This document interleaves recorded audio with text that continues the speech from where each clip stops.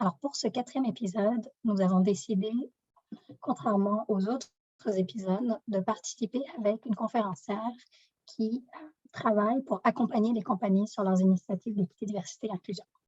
On est conscient que ce sont des questions que se posent de plus en plus les compagnies. Donc, bienvenue Julie, merci d'avoir accepté d'être parmi nous aujourd'hui. Plaisir. Alors, juste pour donner un petit peu de contexte, comme vous le savez tous, les questions de diversité, équité et inclusion sont de plus en plus fréquentes. Et dans les derniers mois déjà, on a vu beaucoup de nouvelles relatives à la question, alors que ce soit la décision de Roe versus Wade, qui a fait beaucoup d'écho aux États-Unis et qui finit par concerner d'une certaine manière certaines compagnies canadiennes et partout dans le monde. On a aussi vu des enjeux au niveau des événements de Pride à Montréal la semaine dernière. Alors, c'est sûr qu'on est tous concernés de près ou de loin par ces questions et on en est aujourd'hui à se poser la question de est-ce qu'on a besoin d'être accompagné pour réussir à avancer dans nos enjeux de diversité et inclusion. Alors, Julie, peut-être pour commencer, je sais qu'on a partagé ta biographie, ce serait super si tu pouvais un petit peu te présenter puis nous expliquer pourquoi tu as décidé de travailler dans ce domaine de pratique. Oui, bonjour tout le monde. En fait, je m'appelle Julie Chamard, je suis directrice principale chez MNP. Donc, je travaille dans les services de consultation, plus particulièrement au niveau de la performance organisationnelle. En fait, j'ai commencé ma carrière dans le volet gestion de la diversité et je suis entrée là-dedans, pas nécessairement par choix, ça a été un concours de circonstances. En fait, quand j'ai commencé mon doctorat en 2004, mon premier stage a été dans un établissement financier. À l'époque, donc, on venait de créer une direction de gestion de la diversité parce qu'il y a des organisations qui ont mis en place depuis longtemps cette structure-là à l'interne et il y avait l'embauche d'une première conseillère. Donc, mon mandat à cette époque-là, c'était vraiment de travailler avec la directrice gestion de la diversité et de mettre en place un programme de développement pour les gestionnaires, donc au niveau des compétences de gestion en matière de diversité. Donc, j'ai évolué, ça a été un peu mon premier contact avec la gestion de la diversité. Suite à ça, évidemment, je me cherchais un sujet de thèse. Il y avait un projet très intéressant sur lequel on a été sollicité. Moi, j'ai fait mon doctorat à l'Université de Sherbrooke. Donc, et c'était une commande ministérielle, en fait. Donc, j'ai eu la chance de travailler avec Marie Alcindor, qui est la première femme noire qui a occupé une position de sous-ministre.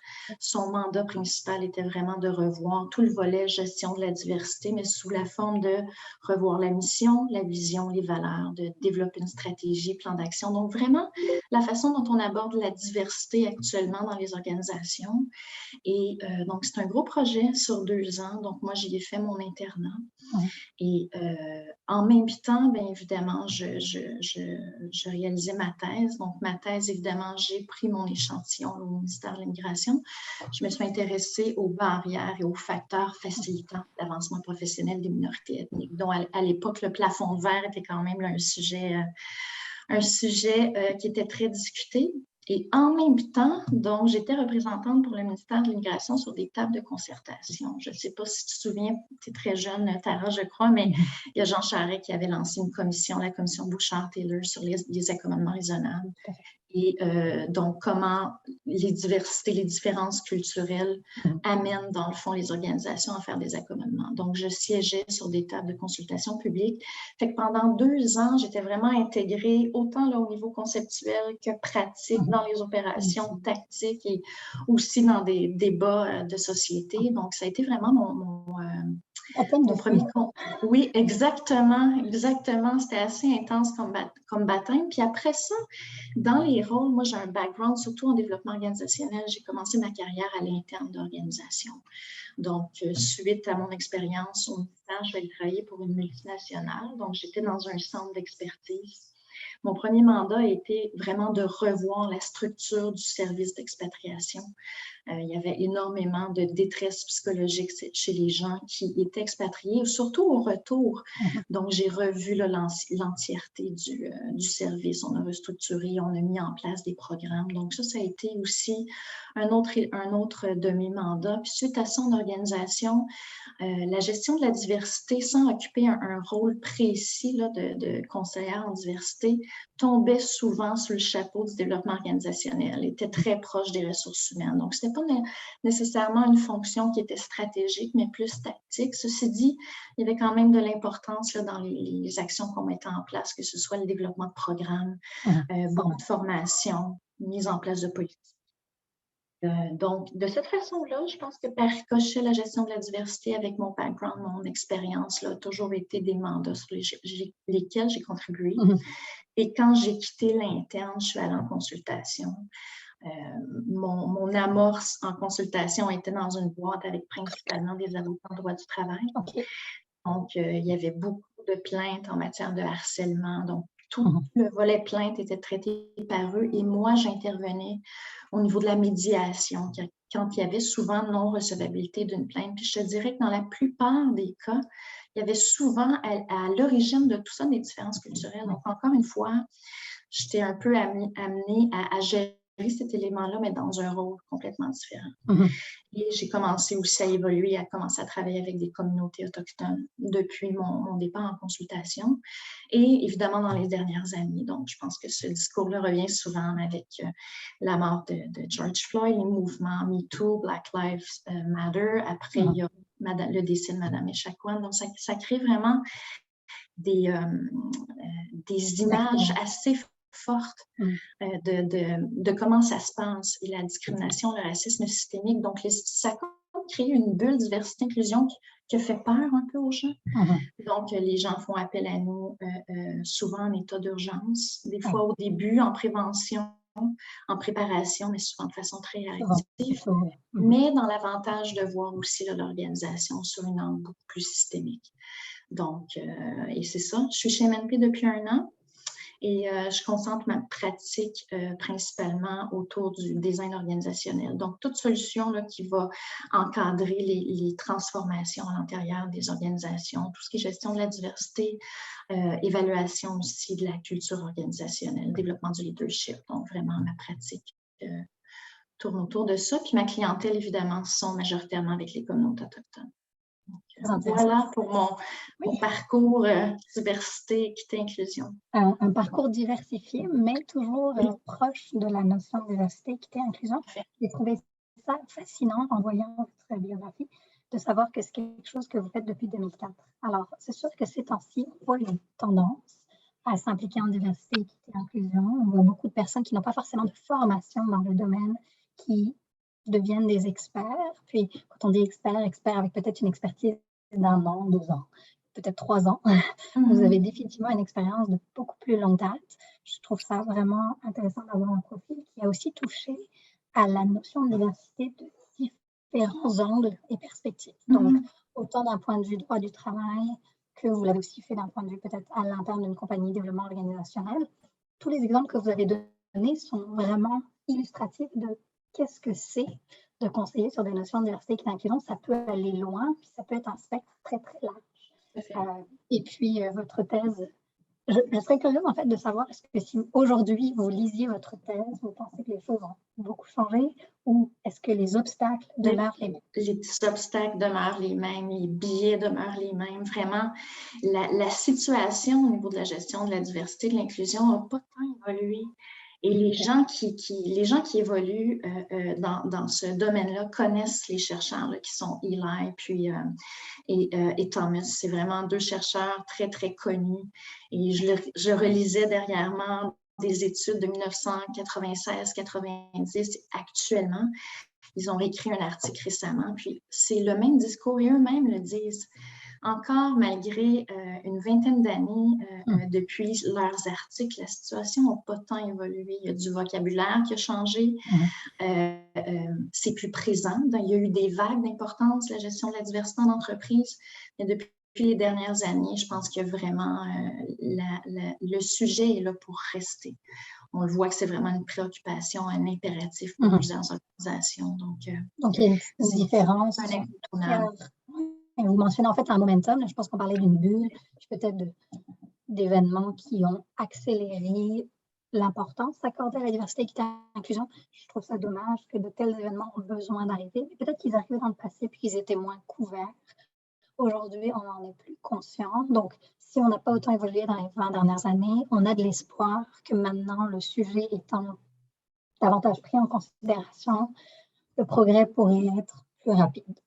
Oui, tout à fait. Je pense effectivement que c'est juste un débat qui est peut-être plus publicisé. Là. On le voit beaucoup dans les articles, dans la littérature. Donc, je pense que ça aussi, ça crée une importance, mais il ne faut pas se le cacher, c'est un sujet de l'art puis tu l'as bien nommé, là, qui ouvre des opportunités à diverses personnes de se lancer dans ce type de mandat-là ou de rôle-là qui est sensible, hein, qui n'est pas toujours évident là, à mettre de l'avant et à guider les organisations. Donc, mais ceci dit, la situation évolue lentement. Donc, si on regarde aussi les statistiques là, en termes autant de représentativité, d'équité, il y a eu des améliorations, mais il y a beaucoup de travail à faire encore. Là. Donc, je pense que ça va rester dans le discours pour encore très longtemps. Puis, il y a certaines organisations pour qui c'est devenu business as usual, là, mais pour d'autres organisations, je te dirais, c'est vraiment loin d'être la majorité. Là. Ce qui est important, c'est qu'on est là aujourd'hui et que beaucoup de gens sont intéressés par le sujet, mais je suis d'accord avec vous que c'est dommage qu'on n'ait pas vu plus de progrès. Et puis peut-être qu'une des questions qui se posent aujourd'hui, c'est que beaucoup de compagnies sont au stade de se pencher sur la question de développer leur stratégie de diversité, équité, inclusion. Peut-être un peu plus tard que vous l'avez fait pour certaines compagnies, comme vous parliez à l'international sur la notion d'expatriation ou autrement.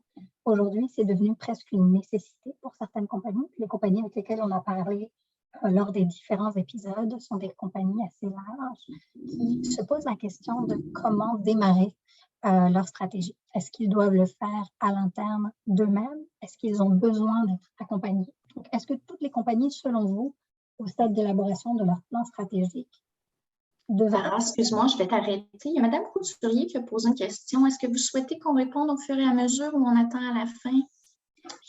Je pense qu'on va essayer d'attendre à la fin ou je vais l'adresser Attendre à quand la on va parler fin, un petit peu de vos services. Parfait. Excuse-moi, je t'ai interrompu. Non, il n'y a pas de problème. Puis juste pour clarifier, merci Mme Couturier, vous pouvez tous poser vos questions par le biais du chat, puis je les adresserai soit au fur et à mesure, soit à la fin. Je pense que cette question, on pourra y toucher dans une prochaine de nos questions. Donc, merci Mme Couturier. Je reviens à la fin de ma question, Julie. Ce que je disais, c'est vraiment, est-ce que vous pensez que les compagnies devraient toutes se faire accompagner dans ce processus d'élaboration de leur plan stratégique de diversité, équité, inclusion? En fait, c'est une question assez, je pense qu'on revient souvent sur ce discours-là, Tara, puis je pense qu'au webinaire que tu as assisté là, quand on a discuté de fin de classe, c'est le projet qu'ils ont mis en cours dans la dernière année. Il n'y a pas une démarche qui est pareille d'une organisation à l'autre. Pour une organisation qui n'a pas l'expertise à l'interne, pour qui le langage est nouveau, définitivement, on doit se faire accompagner. La gestion de la diversité, c'est gros.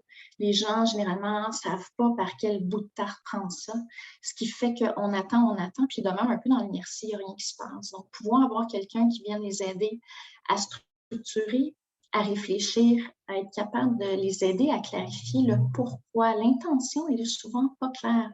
Donc, souvent, on a une intention, mais quand on a les gens qui viennent poser les bonnes questions, qui vont chercher les bonnes données au départ, ça aide à clarifier vraiment l'intention de pourquoi c'est important pour nous, la gestion de la diversité, et comment on part, dans le fond, comment on développe notre stratégie et notre plan à partir de ça. Donc, ce questionnement-là, il est important, et quand on n'a pas le bagage à l'interne, on a besoin d'être accompagné. Maintenant, je pense que peu importe où les gens sont dans leur cheminement, d'avoir des conseils d'experts à un moment ou à un autre, je pense que c'est toujours important. Puis pour éviter les faux pas aussi. Tu sais, quand c'est jamais, il y a un langage autour de la diversité, ça génère des émotions, ça vient toucher nos valeurs personnelles. Donc, quand on n'est pas prêt comme organisation à adresser ces conversations difficiles-là, puis on n'a pas pris le temps de créer un dialogue autour de ça, des fois, on ouvre une boîte de Pandore, puis on se ramasse à avoir de la difficulté à gérer ça, puis à justement gérer des pots cassés, ce qui fait que la démarche là, perd vraiment de son impact pour l'organisation, puis on risque vraiment de démobiliser les gens. Donc, oui, je pense que c'est important d'aller chercher un accompagnement. Je trouve intéressant aussi qu'on parle beaucoup de à quel moment on devrait se faire accompagner. Alors, dès le début, vous aviez mentionné que malheureusement, beaucoup de compagnies ont été intéressées par le sujet après avoir eu une crise, un enjeu, ou peut-être même les crises un petit peu plus questions de société qui se sont posées avec Black Lives Matter, MeToo, ou d'autres peut-être crises qui se sont passées à l'interne des compagnies. De ce que j'entends, ce serait préférable d'être en prévention, de s'organiser d'avance pour éviter de ramasser les pots cassés, comme vous le disiez vous-même. Est-ce que vous recommanderiez vraiment d'être proactif? Oui, tout à fait. Puis j'utilise le mot prévention, c'est peut-être pas le bon mot à utiliser. Je dirais plutôt réflexion. Il faut vraiment se positionner, avoir une bonne réflexion, puis de clarifier son intention. Quand c'est pas clair, encore une fois, on va mettre des actions en place qui sont pas nécessairement les bonnes. Puis tout est rattaché. On va le voir rapidement. Il va y avoir un désengagement, désintéressement de la direction dans le fait de communiquer le pourquoi. Les actions ne sont pas alignées, pas attachées. Donc, je pense que c'est important, effectivement, pour la plus-value d'être accompagné, elle vient souvent en amont, comme n'importe quel projet de gestion de changement. Hein? Souvent, quand on fait appel à des gens, seulement quand le feu est pris, comme on dit souvent, on peut avoir un impact, mais encore, des fois, il est minimal, cet impact-là. Donc, je pense qu'on a, on a un meilleur impact quand on participe vraiment à l'origine de la démarche, puis on accompagne les gens dans leur réflexion initiale. On évite aussi un petit peu un aspect réputationnel. On contrôle le message, puis on a l'air plus en contrôle, évidemment, de nos enjeux, plutôt que d'attendre après que ça devienne peut-être un enjeu public. Oui, tout le monde. tout à fait. Vous parliez justement d'éviter des faux pas. Est-ce que vous avez des exemples de faux pas, peut-être que si compagnie nous écoute aujourd'hui et dans l'élaboration ou vraiment dans le début, développer sa stratégie, puis qu'il le fait à l'interne, avez-vous eu des faux pas que vous aimeriez peut-être porter à l'attention? Oui, il y en a quelques-uns, mais en même temps, je pense d'emblée, c'est important de dire qu'il n'y a aucune démarche parfaite. Puis c'est normal de faire des erreurs, surtout au départ. Je pense que ça a encore plus de valeur pour les employés quand la direction est transparente et elle le dit, dans le fond, on met des choses en place, on a fait des erreurs, voici comment on veut corriger le tir et on met des actions concrètes en place. Donc les gens apprécient, là, encore une fois, l'intention, elle est beaucoup plus claire. Puis les gens se reconnaissent aussi là-dedans. Et c'est un langage qui est plus mobilisateur dans ce type de démarche-là. Puis quand on fait des erreurs, bien, plus on en est conscient, mieux on est agile dans la façon de les adresser, de les corriger. Mais oui, certains faux pas. Puis ça revient à ce que tu disais tantôt, les gens veulent se protéger. Il y a eu, tu sais, quand il y a certaines personnes qui vont faire appel à nous dans des contextes justement où est-ce qu'ils ont eu le dépôt de plaintes en matière de harcèlement, à l'intérieur duquel souvent il y a des propos soit de racisme, de discrimination là, qui émergent. Puis évidemment, ça vient teinter l'organisation, le climat. Puis les gens ne savent pas trop comment traiter ça, mais ils disent on a besoin vraiment de mettre en place c'est une gestion réactive, dans le fond, à un phénomène qui est arrivé dans l'organisation. Souvent, les gens, l'approche qu'ils vont avoir, c'est de dire il faut se protéger comme organisation. Et c'est vrai, quelque part, il faut mettre des choses en place pour se protéger. Ceci dit, quand on en arrive à mettre, par exemple, les gens vont dire c'est important pour nous de traiter tout le monde de façon égale. Et là, il y a des processus qui deviennent très, très rigides. On perd de la flexibilité. La diversité devient une lourdeur administrative. Exactement. Un formulaire à suivre. Oui, c'est ça. Et la diversité, c'est pas ça. C'est de reconnaître les différences puis de les mettre de l'avant. Donc, quand on arrive dans un contexte tellement rigide comme ça, l'organisation ne met pas de l'avant des actions concrètes au profit justement de la diversité puis des groupes minoritaires. Donc, on perd vraiment de l'importance de la valorisation de la diversité. Donc, juste cette approche-là, elle est assez limitative. Ensuite… c'est très intéressant, en fait, que vous partagez un petit pas. Je trouve que la balance entre mettre en place des processus pour ne pas agir de manière inéquitable et pour ne pas réinventer, si on veut, la roue à chaque fois, avoir un certain processus en place, semble être un des projets que beaucoup de compagnies essayent de mettre en place. Mais c'est un bel exemple de leur dire, puis de passer le message que autant il faut des processus, autant il faut une flexibilité à ces processus. Peut-être que la réponse est dans la présence d'un comité composé d'humains, au final, qui va être consulté cas par cas, puis qui peut faire preuve de flexibilité à son propre processus. Oui, en fait, et puis je pense que ça fait partie, puis c'est un volet qui est important de rester dans la structure. Hein. Quand on est dans une grosse organisation, quand on veut commencer ou à mettre des initiatives en place, ce sont de gros dossiers qui sont des stratégies qui sont développées vraiment à l'ensemble de l'organisation. Donc, c'est important d'avoir une structure de gouvernance. Oui, les comités en font partie. C'est important d'avoir des comités tactiques, de les consulter et tout, mais la gouvernance, vraiment, c'est à plusieurs niveaux. Donc, cette structure-là, elle est très importante, mais ceci dit, c'est important de mettre des processus en place, mais il faut être capable d'évaluer comment on va s'en servir, puis c'est quoi l'impact de l'utilisation des processus. Et donc, voilà, se garder effectivement une flexibilité là, à l'intérieur de ça. Vous alliez en partager un deuxième, puis après, on peut peut-être passer à autre chose. Je ne sais pas si vous aviez un deuxième exemple en tête. Oui, en fait, je pense qu'un peut-être un faux pas, c'est de trop focaliser sur ce que la diversité a l'air au lieu de mettre aussi le focus sur comment on la vit, la diversité, le volet inclusion. Et puis ça, je te dirais souvent dans les organisations où on arrive qui n'ont peut-être pas le bagage complet de ce que c'est la diversité, l'inclusion en entreprise. Il y a un focus sur la diversité, sur la représentativité. Donc, il y a un enjeu, on n'a pas de main-d'œuvre, on veut attirer des gens, on a de la difficulté à avoir un bassin diversifié. On focus vraiment sur d'attirer un bassin de main-d'œuvre, alors qu'il faut prendre le temps de regarder sa culture. Et c'est un élément sur lequel on met vraiment l'emphase. Donc, comment on la vit, cette diversité-là. Donc, il faut vraiment avoir un équilibre entre les deux. C'est un petit peu chicken and the egg. On se retrouve un peu avec l'enjeu de, pour ajouter de la diversité, on va aller chercher des gens de différents backgrounds, de différentes réalités et perspectives, mais on ne peut pas non plus aller les chercher si on n'est pas en mesure de les intégrer dans notre culture. Si notre culture n'est pas ouverte à ce type de diversité ou de vivre cette diversité. Alors, je pense que beaucoup de compagnies sont dans cet enjeu je pense qu'on parle parfois même d'un minimum de 30% pour qu'il y ait un impact au niveau d'une communauté sous-représentée. Alors, est-ce qu'on va chercher 30%, puis on travaille en parallèle sur notre culture pour s'assurer qu'ils restent, puis qu'ils sont en mesure de s'intégrer, puis pas juste les embaucher, puis annoncer nos chiffres, puis 3 mois plus tard, plus personne n'est là. Comment on gère cette balance? Ça dépend vraiment. 30% de représentativité, c'est énorme. Là. Je ne sais pas s'il y a des organisations qui ont ça, c'est plutôt rare de retrouver ce taux de représentativité-là. Même dans des grandes organisations où est-ce qu'ils ont vraiment des actions concrètes, puis une stratégie qui est bien ficelée, ils ont de la difficulté là, à avoir un taux de représentativité. Donc, je pense que c'est important de focusser là-dessus, mais de ne pas en faire le seul focus. Donc, il y a souvent des organisations, puis tu sais, je pense que c'est important pour toute organisation d'être le reflet du territoire sur lequel elle est en termes de main-d'œuvre. Il faut regarder ça en premier.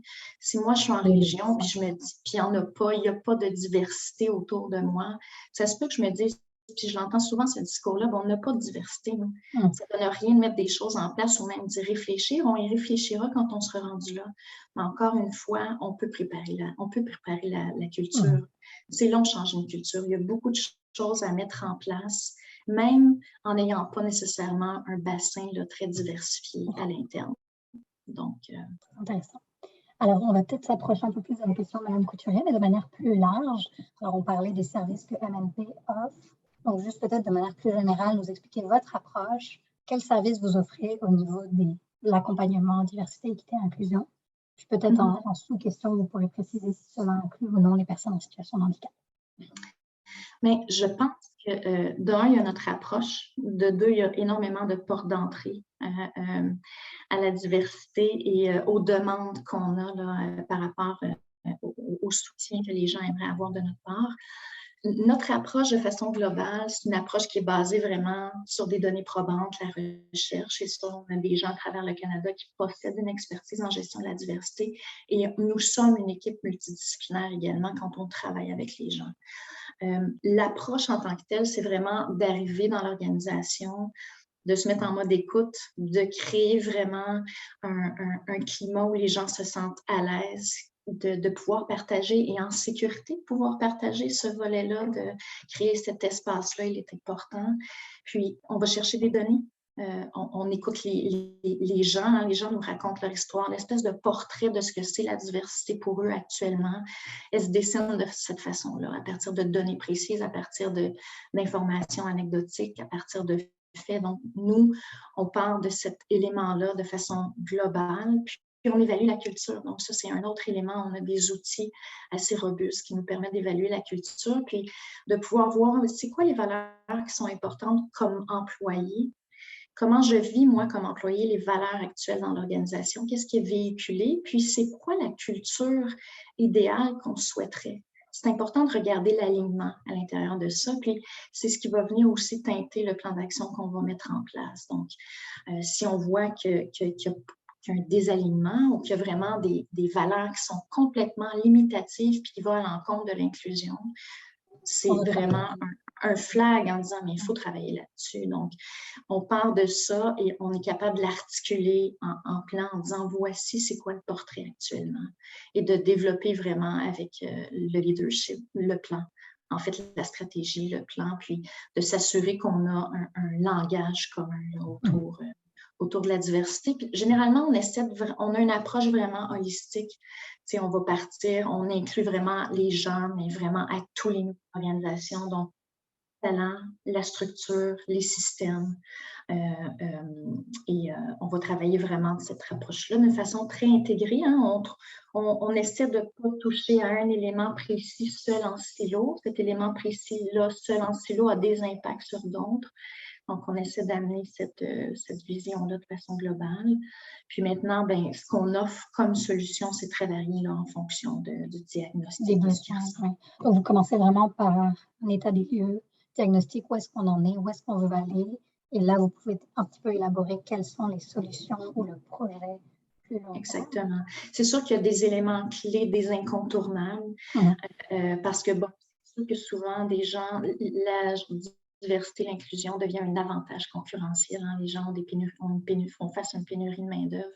Ils ont besoin d'attirer des gens. Donc, c'est sûr que de revoir le processus d'embauche, c'est un incontournable. Il faut regarder les biais qui sont autour de là, puis bien travailler, essayer de créer un processus qui est équitable, puis qui permet, dans le fond, qui est une porte d'entrée à la diversité. Donc ça, c'est clair que c'est un élément qui est regardé. D'essayer de bien articuler la vision, la mission, les valeurs, puis en faire vraiment un projet qui part d'en haut, parce que c'est le leadership qui a le pouvoir de partir ce projet-là. C'est un changement, c'est une transformation. Donc, si ce n'est pas attaché à partir de là, c'est difficile d'avoir des actions qui sont alignées, puis aussi d'avoir le buy-in des employés par la suite. Donc, c'est ça qu'on essaie de... Il y a des incontournables dans les solutions qu'on offre. Et donc, voilà. Mais, il y a beaucoup de choses là, qui entrent dans la façon dont on peut accompagner les Je pense que clients. Ce qui est important, oui, vous mentionnez que vous avez un background un petit peu plus en transformation organisationnelle, puis qu'il y avait peut-être un penchant RH. Ce que je trouve intéressant, c'est qu'on n'est pas limité là-dessus au niveau de votre diagnostic. Je pense que de plus en plus, l'enjeu ou la difficulté au niveau de la diversité, l'équité et l'inclusion pour les compagnies, c'est que chaque département est concerné. On ne peut pas demander de réviser le processus d'embauche, mais que derrière les communications ne reflètent pas la diversité ou que derrière les promotions ne sont pas prises en compte. Ou bien si on parle même au niveau des produits, si c'est une compagnie qui offre des produits et des services, est-ce que vous avez pensé à vos fournisseurs? Est-ce qu'ils sont eux aussi diversifiés? Tout le monde est un petit peu sollicité. C'est parfois, je pense, qui peut rendre les choses difficiles d'aligner tous les différents morceaux qui ont besoin de travailler ensemble. Oui, puis c'est un bon point que tu amènes, cette vision-là externe, elle est nécessaire pour une organisation. Donc, oui, il faut se pencher sur notre situation interne, mais nous, comme organisation, nos fournisseurs, nos clients, le territoire sur lequel on est, d'être capable de s'associer avec des organismes. Quel est notre bassin de main-d'œuvre sur notre territoire? Donc, être capable de bien connaître la situation sociodémographique et de s'en servir, puis dans l'élaboration de la stratégie. Donc, c'est sûr qu'il faut avoir ce regard-là externe aussi qui est très, très important. Puis, un autre élément aussi qu'on apporte, c'est vraiment le volet marketing. Il faut travailler sur sa proposition de valeur. Hein. Quand on veut attirer des gens, c'est nécessaire. Donc, tout le volet marketing, communication à l'externe, comment on fait transformer transparaître, comment on publicise un peu, où on se met de l'avant comme organisation. Donc, le volet marketing, le volet expérience, aussi employeur-employé qu'on a envie de créer puis de faire transparaître aussi dans notre environnement. Donc, c'est un autre élément qu'on va regarder. Donc, c'est vraiment un 360. C'est ça que je oui, c'est très drôle. Oui. Peut-être pour revenir pour les différentes manières dont vous êtes sollicité. Les différentes portes d'entrée.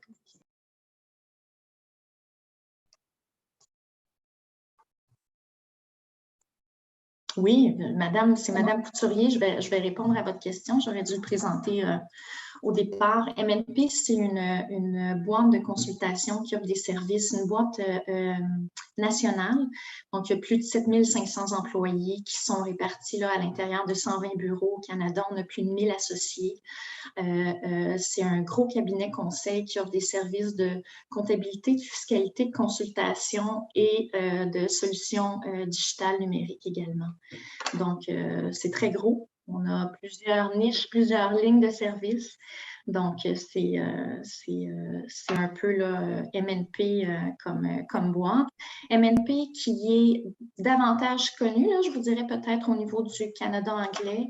MNP se positionne davantage là, au niveau du Québec. Donc, c'est ce pourquoi là, on développe de plus en plus la pratique au Québec. Ça fait partie de notre mission. On est une grosse équipe très diversifiée et donc voilà, c'est un peu l'histoire de MNP. Et je vous dirais peut-être pour relier le MNP à ma pratique, MNP, je vous dirais que la niche autochtone, c'est une des plus grosses niches de MNP à travers le Canada. Donc, on a plus de 300 professionnels qui accompagnent plus de 250 communautés et organisations qui appartiennent à des Premières Nations, là, Métis et Inuit. Donc, on a vraiment cette expertise-là qui est bien présente et spécifique à MNP. Donc voilà. Mais je vous invite à aller à consulter le site Internet. Mais donc, c'est ça. On se positionne de plus en plus comme organisation au Québec. Merci beaucoup. Puis, allez-y, Madame Couturier. Oui, merci beaucoup, Madame Chamard, excuse. Est-ce que vous regardez aussi les personnes en situation de handicap? Oui, tout à fait. Leurs besoins? Oui. Oui, on a des spécialistes qui se consacrent vraiment, on parle de diversité, d'équité, inclusion et d'accessibilité. Donc, oui, il y a des gens qui se penchent là, directement sur ce volet-là. Donc, c'est très important et ça fait partie de l'équation. Avez-vous un volet femmes entrepreneurs en situation de handicap? C'est très spécifique. En fait, on est très impliqué dans des groupes externes, en fait, qui font partie des groupes minoritaires externes. Oui, on est affilié avec une organisation qui s'appelle Women on Board, qui est une organisation de femmes en entrepreneuriat. Donc, ce sont des groupes dans lesquels on va vraiment s'impliquer. Pouvez-vous l'écrire? Pardon? Pouvez-vous l'écrire pour que je vois le... Bien sûr, je vais le mettre dans le chat. Merci. Je vais le mettre dans le chat à la fin. Et donc, il y a plusieurs groupes comme ça dans lesquels on est impliqué dans notre communauté. À l'interne, on a déjà beaucoup de choses en place. On est en train de développer des choses. Je vous dirais qu'il y a beaucoup de choses aussi qui s'améliorent. Il n'y a pas d'organisations qui sont parfaites. Même si on travaille dans ce domaine-là, on est conscient et avec beaucoup de transparence qu'on a des choses aussi à développer à l'interne. Mais il y a beaucoup de programmes qui sont en train de se développer de ce côté-là. Donc, merci beaucoup. Puis, excusez-moi, j'avais été interrompue dans ma question par moi-même. Alors, je voulais juste vous demander, vous mentionnez qu'il y a différentes portes d'entrée. Donc, les mandats que vous recevez peuvent arriver de différentes manières à MNP. Vous vouliez mentionner peut-être comment est-ce que vous êtes sollicité et puis que ça finit un petit peu sur votre table. Comment on est sollicité? Mais c'est vraiment très, très différent. Si on regarde par exemple l'organisation Fait une place, le webinaire auquel soit assistée Tara, dans ce contexte-là, c'est une organisation qui prend de l'expansion rapidement. Ils se doivent d'embaucher des cohortes de travailleurs à l'étranger. Ils n'ont pas l'expertise à l'interne et en plus, il y a des situations isolées, en fait, mais isolées, c'est-à-dire qu'ils sont qui ont été mis en lumière par certaines personnes en termes de comportements racistes ou discriminatoires. Donc, on se retrouve avec une organisation qui ne sait pas par où prendre ça, qui a besoin d'être accompagnée. Donc, ça, c'est un exemple. Il y a beaucoup de gens, évidemment, qui veulent revoir tout le volet de recrutement, d'embauche, donc tout ce processus-là. Processus, donc, que ce soit d'embauche, le recrutement, tout ce qui vient autour de ça, tout ce qui est programme d'accueil, d'intégration, de développement également. Donc, tout ce qui va toucher le cycle de vie de l'employé avec les programmes qui sont à développer autour de ça. Donc, on est souvent sollicité là, pour accompagner les gens de ce côté-là. Et dans des démarches plus globales aussi, vraiment au niveau de créer une stratégie corporative qui vient et des programmes qui sont sur l'implantation, c'est ça. Vous allez l'intégrer. Des gouvernances, exactement, exactement. Comme un projet, en fait, un projet de transformation en soi. Est-ce que vous le proposez? Finalement, une compagnie vient vous voir sur une question de transformation organisationnelle, formation de leadership, de manière plus large, puis est-ce que vous leur suggérez d'incorporer une notion de diversité, équité, inclusion si eux n'y ont pas pensé? Est-ce que c'est un peu une nouvelle réalité que vous incorporez dans ce que vous offrez? Bien, je pense que c'est important. Puis comme je disais tantôt, quand on entre, on va chercher des données, on va questionner les gens. C'est important de prendre le pouls de ce qui se passe et de baser nos conseils là-dessus. On n'est pas là non plus pour vendre des solutions qui n'ont pas besoin. On est là pour les aider à prioriser des actions, pour en faire vraiment des actions qui sont capables de suivre dans le temps, de mesurer, et que ce soit cohérent, puis qu'ils puissent être persévérants dans le temps dans les efforts aussi qu'ils déploient. Donc oui, c'est sûr qu'on va suggérer des interventions qui sont pertinentes pour eux dans un échéancier qui est réaliste en fonction des capacités à l'interne. Donc, dans une grande organisation, disons la structure, les ressources, souvent pour faire avancer des dossiers. À l'interne d'organisation, souvent, de petites organisations, c'est différent. Donc, on respecte vraiment l'organisation où est-ce qu'elle est dans son cheminement, puis on va offrir vraiment des solutions qui sont en lien avec ça. Je comprends. On parle un petit peu d'échéancier. Alors, je comprends que chaque compagnie, chaque projet peut un petit peu avoir un impact sur un échéancier réaliste. Alors, vous qui avez travaillé un petit peu plus longtemps dans ce domaine, puis de différentes manières, est-ce que vous percevez un minimum de temps nécessaire pour avoir un impact au niveau d'une initiative diversité et inclusion, ou il y a des possibilités d'avoir un impact très rapide? Est-ce qu'il y a des échéanciers plus ou moins réalistes à considérer? C'est une très bonne question. Je pense qu'il n'y a pas Je pense que ce qu'il faut, les actions, elles doivent être articulées dans un plan d'action. Il y a des quick wins. Hein? Je pense que c'est important de mettre des actions en place qui peuvent rapidement être mises en place puis qui vont donner un momentum. Donc, c'est important de bien, dans la stratégie qu'on met en place et le plan d'action et l'échéancier, il y a une logique dans la façon d'amener, de proposer les actions. Il faut prendre le temps, dans le fond, de mettre les choses en place. Hein. Quand on arrive, quand on accompagne, il faut prendre le temps de pouvoir mâchouiller, absorber, digérer, puis prendre le temps d'intégrer ces choses-là. Donc, il y a des organisations qui vont vraiment travailler sur l'intégration de diverses actions sur des projets de 2-3 ans. Si on veut atteindre un certain niveau de représentativité, ça peut prendre des années. L'important, c'est vraiment de savoir c'est quoi mes objectifs, d'avoir un plan concret pour m'y rendre et que ce soit une priorité dans des organisations où est-ce qu'il y a des enjeux ou plein de gros dossiers. Des fois, la diversité va être un dossier qui va être moins en priorité. Donc, il faut s'assurer aussi qu'on a le sponsorship, le leadership qui s'assure qu'il en fasse un dossier qui est prioritaire. Mais c'est très difficile à dire, y a-t-il un échéancier idéal? Je pense qu'il faut juste avoir des attentes réalistes par rapport à la rapidité avec laquelle on peut voir des résultats. Ça prend du temps. Être parfait au final, oui, parce qu'au niveau surtout de l'inclusion, c'est pas quelque chose qui se crée, c'est quelque chose qui se vit, comme vous le disiez. Alors, il faut surtout changement de culture, oui. Mais il y a des petits pas. Il faut être capable aussi de voir qu'il y a des choses qui changent, des attitudes, des petits comportements.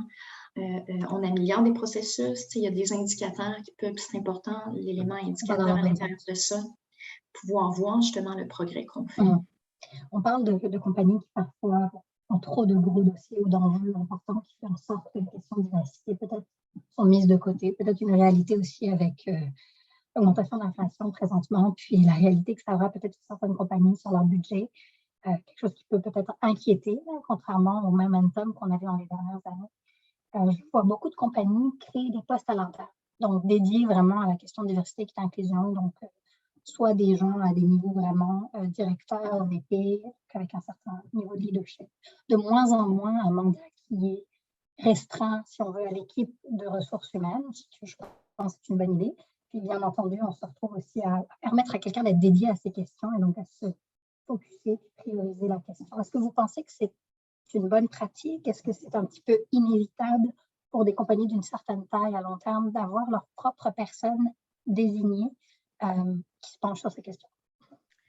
Oui, en fait, oui, c'est nécessaire. C'est une bonne initiative. Ça démontre quand même en fait, c'est un des éléments qui démontre l'engagement de l'organisation envers ce type de dossier-là. Ceci dit, c'est une question assez litigieuse, en ce sens que ça dépend vraiment du mandat de cette personne-là. Ça dépend de la façon dont elle est supportée, la crédibilité qu'on lui donne à l'interne et qui on met dans cette position-là aussi. Il y a énormément de facteurs à regarder dans la pertinence de mettre ça en place. Oui, tu as des grandes organisations, des stratégies corporatives, c'est important d'avoir une structure. Donc, souvent, il y a une gouvernance complète, donc ça part d'en haut. On peut avoir, par exemple, un VP diversité inclusion qui va porter ou sponsoriser le dossier. Il y a des directions qui sont créées avec un chef diversité inclusion, comités qui sont actifs, des comités stratégiques, des champions. Donc, comme on voit dans une structure de transformation, un projet de transformation,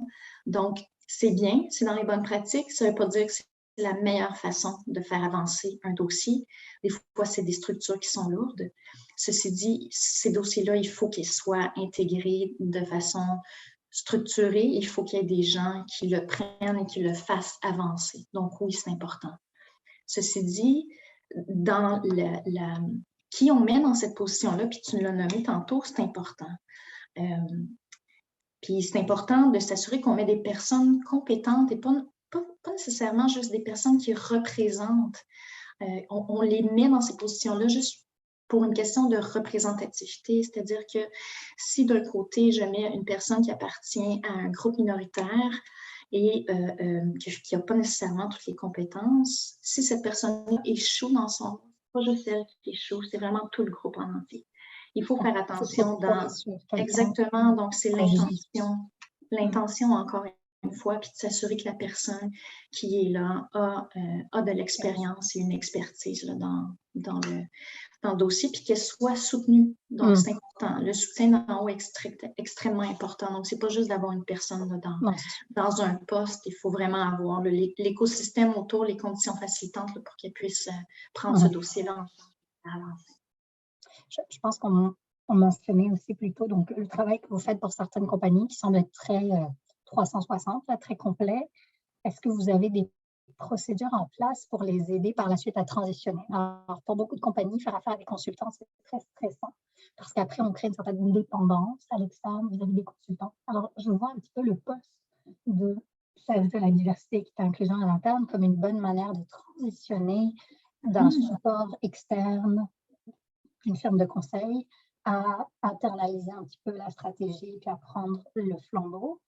Je ne sais pas si vous l'avez déjà expérimenté avec des compagnies, vous avez réussi à les équiper, à former peut-être leurs équipes à l'interne pour continuer le processus. En fait, oui, on a vraiment une approche de développement de capacité. C'est loin d'être notre approche de vouloir créer une dépendance de nos clients envers nous, là, au contraire. Puis, oui, l'équipe RH, nos stratégies de formation, ils sont vraiment à tous les niveaux. Hein. La diversité, c'est pas juste RH ou c'est pas juste le leadership, c'est l'ensemble de l'organisation. Donc, c'est clair, quand on arrive, c'est important de s'assurer que les gens sont au courant du langage. Il y a plein de concepts là, dans la gestion de la diversité, de l'équité, de l'inclusion. Des fois, ça peut porter à confusion quand on donne de la formation aux gens. Donc, on va éduquer nos gens d'une part sur ce que c'est, on va donner un langage, on va s'assurer qu'ils ont une compréhension commune. Souvent, on va commencer aussi par donner de la formation sur les biens conscients, donc de mieux se connaître comme organisation, le leadership inclusif. Donc, souvent, il y a des organisations qui vont nous demander ou qui travaillent davantage, par exemple, avec une certaine communauté culturelle, mais ils veulent avoir des références culturelles. Donc, il y a ce volet-là. On va également développer les employés, on va leur donner un langage, développer la conscience aussi par rapport à ces éléments-là. Puis, évidemment, on va former l'équipe RH. Donc, l'équipe RH dans les divers processus, dans la façon aussi de faire avancer ce type de dossier-là. Fait que la stratégie de développement, puis c'est dans la façon dont on procède également. Donc, on s'assure de bien comprendre l'organisation, de mettre des actions qui sont structurantes, qui valorisent l'engagement, mais qui valorisent aussi, puis on s'assure qu'on développe nos gens, puis on développe les capacités. Donc, c'est vraiment à multiples niveaux. Puis je disais tantôt, on est une équipe vraiment multidisciplinaire. Donc, pour répondre à Madame Couturier, on a des gens qui travaillent sur l'accessibilité. Ils vont venir transférer un langage à l'interne.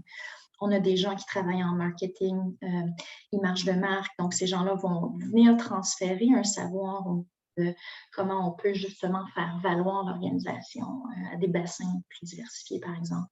Donc, on s'assure d'avoir les bonnes personnes qui viennent transférer la bonne information. C'est comme ça qu'on développe les capacités à l'interne. Donc, puis après ça, bien, si les gens ont besoin de nous, on demeure quand même un partenaire d'affaires. Puis, la relation confiance, elle est développée. Là, donc, c'est la façon dont on travaille avec nos clients.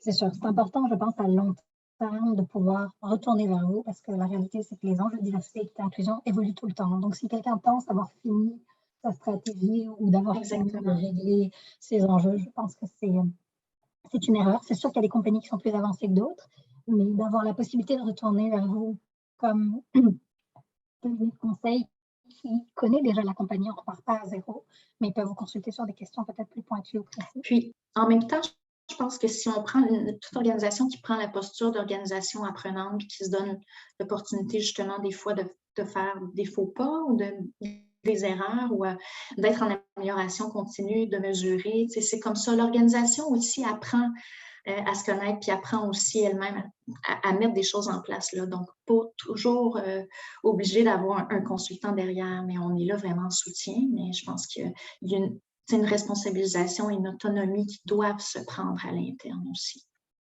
Oui, non, la notion de transparence sur les erreurs, je pense qu'elle est importante. On commence toujours par l'humilité, puis on oublie, peut-être qu'on a une perception dans le passé d'une compagnie très forte si elle ne fait pas d'erreur. Le leadership est successful d'une certaine manière parce qu'il n'a pas fait d'erreur dans le passé, mais je pense qu'on est de plus en plus dans une réalité où on est tous humains. Ça crée une confiance définitivement.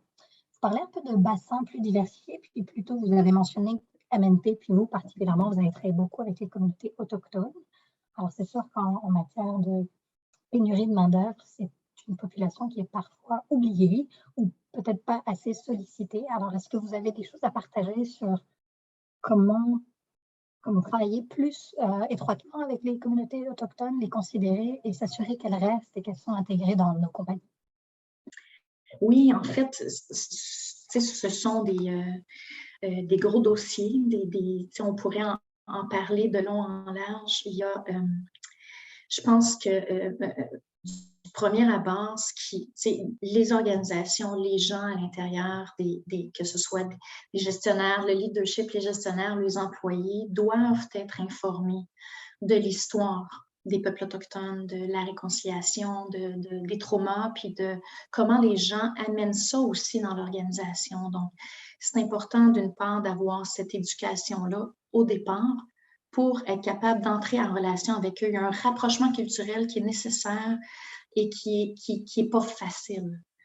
Toute organisation, il y a certaines organisations qui sont sur des territoires, justement, qui gravitent autour de certaines communautés autochtones. Donc, ça devient une opportunité d'aller chercher ce bassin de main-d'œuvre-là pour pouvoir y avoir accès.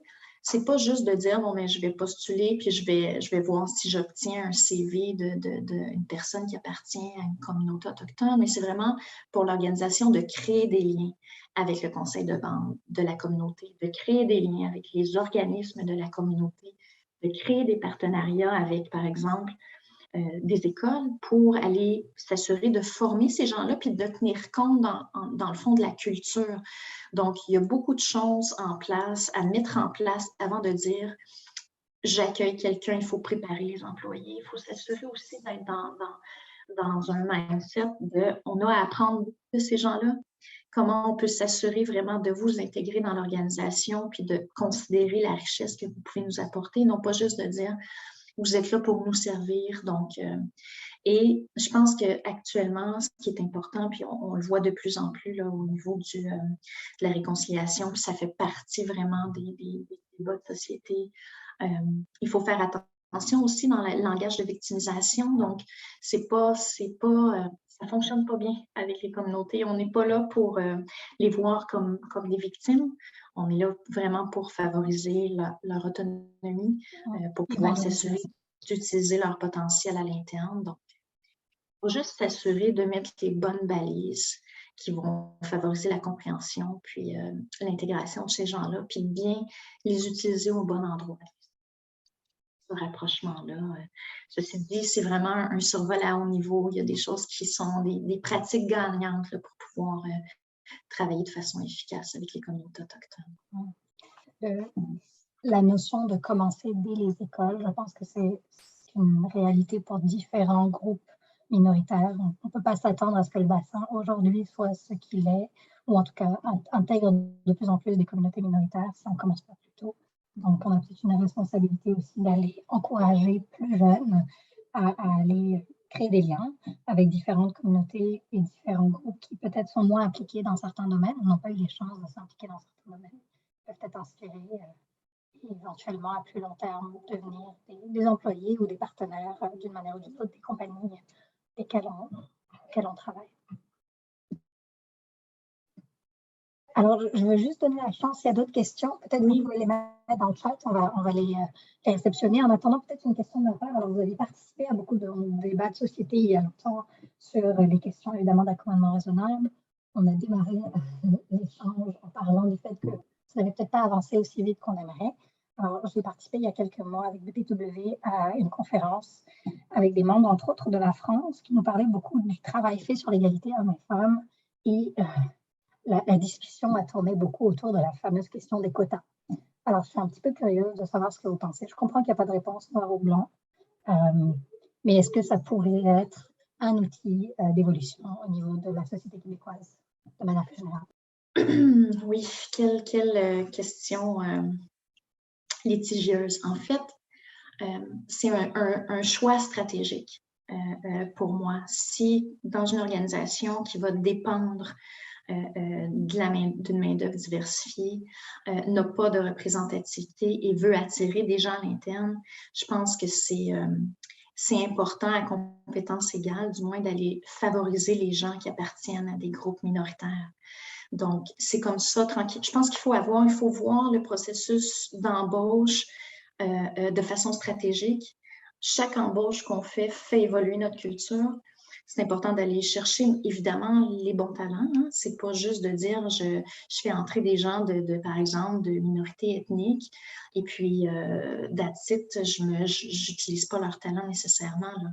Donc, oui, c'est important de dire, ben, il faut s'assurer, de là à dire est-ce qu'on a besoin de quotas. Je pense que tout organisme public quand même là, des obligations en termes à rendre, de la reddition de comptes à rendre au niveau de l'embauche, puis de quotas, comme tu le nommes. Là.